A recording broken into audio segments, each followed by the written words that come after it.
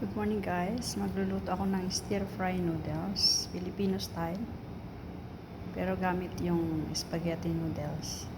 Ito ang aking pinaka main ingredients: spaghetti noodles, chicken, pero frinay ko na siya parang yung Filipino style. Nilagyan ko ng crispy fry para mas tasty, and broccoli, cabbage, carrot, beans, baggy beans, and garlic, onion, pepper, at di mawawala ang soy sauce and oyster sauce. Yan. Mamaya papakita ko yung finished product na kasi walang kukuha sa akin, kaya I'm very diretso. Binoil ko na pala yung noodles para mas mabilis. Yan yung spaghetti noodles.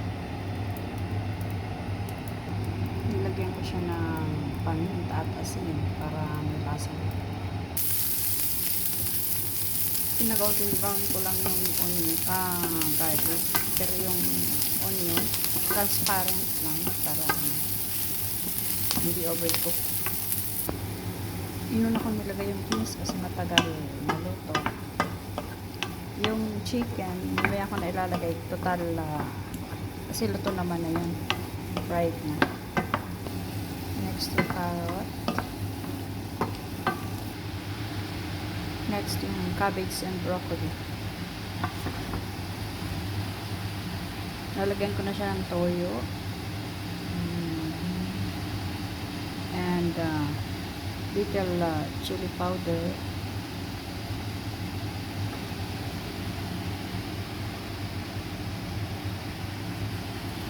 paminta. Ayan, nilagay ko na pati yung chicken. Tatakpan ko lang siya hanggang sa maluto, pero sa mahinang apoy lang para hindi mag-overcook, kasi ang aim ko magkaroon lang ng half cook, medyo crunchy. Nilagyan ko ng chili powder kasi ang kakain nito ay ibang Pakistani. Mahilig sila sa mga maaanghang. So, kailangan ng maanghang ang luto. Ayan, maganda tingnan.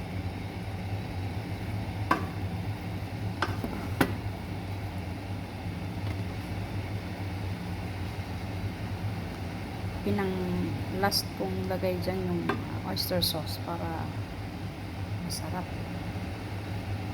At saka nilagyan ko rin ng powder pang pasarap talaga. Secret ingredient.